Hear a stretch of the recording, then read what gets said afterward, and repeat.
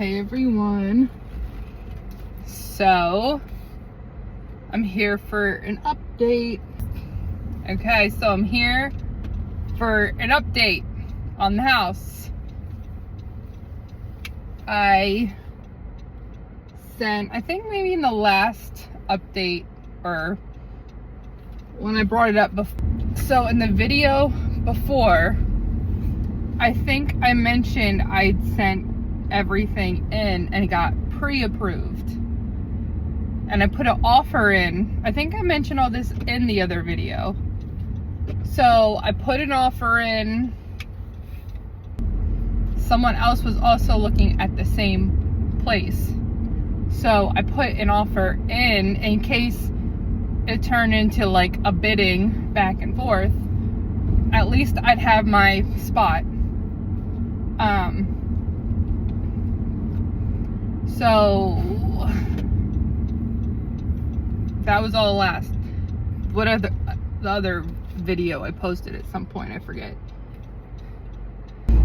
So from the last like update or when I put it out that I bought a house, I sent all my stuff in. So since then, you know, I had to send in, you have to send in like a bazillion things. So all your proof of funds and money and income from the past 2 months. So at the time it was the end of July. So it was either May and June, or if the monthly cycle happened already, then it would be June and July. So I sent all my May and June / June, July statements from like savings, banks, 401k, Roth IRA, any brokerage accounts that you have, and stocks, bonds. You have to send all that in. So I sent all that in. Paychecks from the past like 2 weeks, and then your W-2 from the past 2 years. So 25 and 24 years. Of course, you know, they check your credit. So I did all that. After that, all that came in was when your like approval and breakdown, like how much insurance is, your monthly mortgage, all that stuff got broken down into, oh, and your down payment, like how much you're putting down versus how much is left. And then that's what gets, you know, broken into your monthly mortgage and how long. So mine's 15 years, I think. So I did that, like all that got done, and then comes the so I did an inspection, and a guy came. I met him at the place, and he did the inspection with me there, explained a lot of things, you know, and he checks like everything. He goes under, he goes up top, the roof, inside. He checked like all where the air conditioning is, the electric like water heater, whatever the thing's called, the circuit breaker. Checked all of that.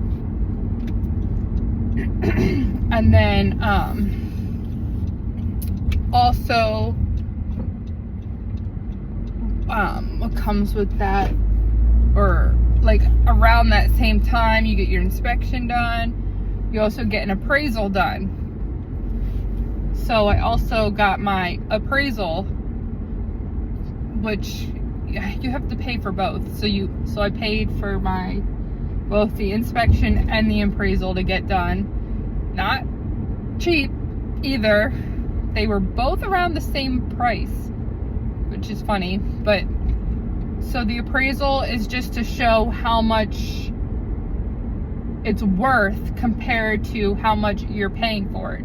So it could either be worth more than what you're paying for, or it could be worth less than what you're paying for.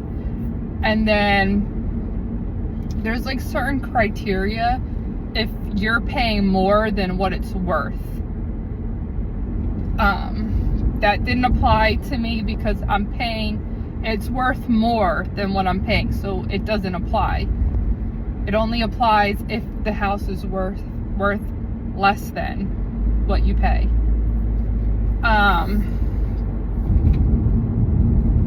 And then the inspection wasn't really, it's not like the appraisal, like they're not looking for like the worth of the house. In the inspection, they are focusing on if you like if everything is working, like is the roof intact, is there leaks? That's what they inspect. Or is, underneath, is it filled with mold? Is there a leak? Like that's everything that gets looked at in your inspection. He flushed the toilets, he ran the water, he ran the dishwasher, he ran the washer, the dryer, all the lights. I mean, all that kind of stuff. And then, like I said, he doesn't really show like what anything's worth. It's just inspecting to make sure nothing's damaged. So those were both done. And then I'm trying to think of what came after. So then, you can't really do anything, I guess, until the appraisal comes back. So I didn't I did the inspection with the guy, and that was done. Like, he did that, and then he had it done the next day. Now the appraisal takes up to 2 weeks, so waiting for that was like what was like the hold up, kind of. So once the appraisal came back, that was when I got a call about actually figuring out, after the appraisal came back, that's when the lady from the bank, the mortgage company bank, called me and brought up the down payment and what I need to bring and where is it going to be, the time, all that information. So now my next steps, and then the homeowner's insurance. So the homeowner's insurance, right after I got done with her, I had to approve the homeowner's insurance.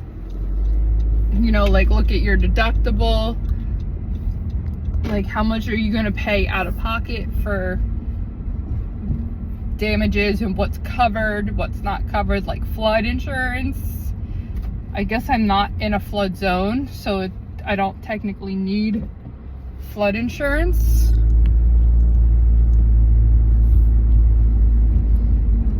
So then I had to also approve that. And then when the appraisal came back, I paid for the homeowner's insurance for the year. So that is done. And then, so what I need to do now for like the next step, which the next thing that's going to happen is the closing, when you sign off on everything. Also in the inspection, if there's things that are serious seriously wrong, like serious issues in the house during the inspection, those are things that, I mean, I would say that, oh, ice cream truck. I would say those are things that the person that is selling the house needs to figure out, or you have to come to some kind of agreement on how to get it fixed. Unless you want to put the money out to do it. It's raining. Luckily for me, there was only a couple things, very, very easy, minimal. 2 of them were already taken care of, problems, since the inspection. So that's always a plus.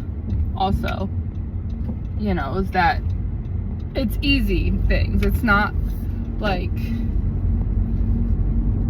crazy expensive things that need to get done.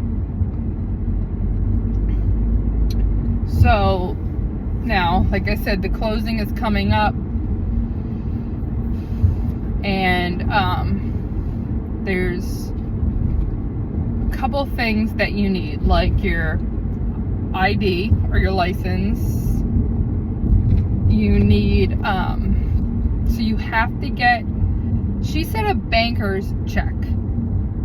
So I don't know what the difference is between a cashier's check and a banker's check. So I'm having, like, I have to make sure the funds are in my correct account so that I can, before the day of the closing, I'm gonna go to the bank and get that banker's check, because you need to have it at the closing.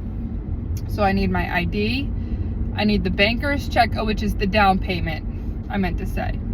Your down payment needs to be in a banker's check from, like, so basically it has to be from the account that showed the proof of funds prior. Now, how technical is that? Like, if I showed all, like, I sent them all of, I have multiple accounts, you know, so I sent them all of the accounts, which my money, my down payment money at the time was kind of scattered anyway. So if I have like a certain amount here, a certain amount here, and a certain amount here, I combine them all into one account. Hopefully, I don't know. She told me that it shouldn't be a problem. So I'm hoping that's not going to be a problem. I mean, if they're getting the funds, obviously the funds were there to begin with. Maybe they weren't all in one account. So, I mean, and anyway, if they do question it, they can wait till August statement cycle ends, and we move on to September, and I'll pull all my statements, and they can see where all the money was pulled from, you know. And then the only other thing that I know of that I need, hopefully, she did mention it all, but I can't remember exactly, is a regular check. And that is just, I'm pretty sure that was, pretty sure that's just payment for the notary, it's just payment to the notary who is going to be there to notarize when I sign the papers. So, fingers crossed, we're getting so close, yet it's still so far away. You know, it's not this week, the closing. So, we're close, so close, yet so far. Fingers are crossed. Bye. Thanks for listening.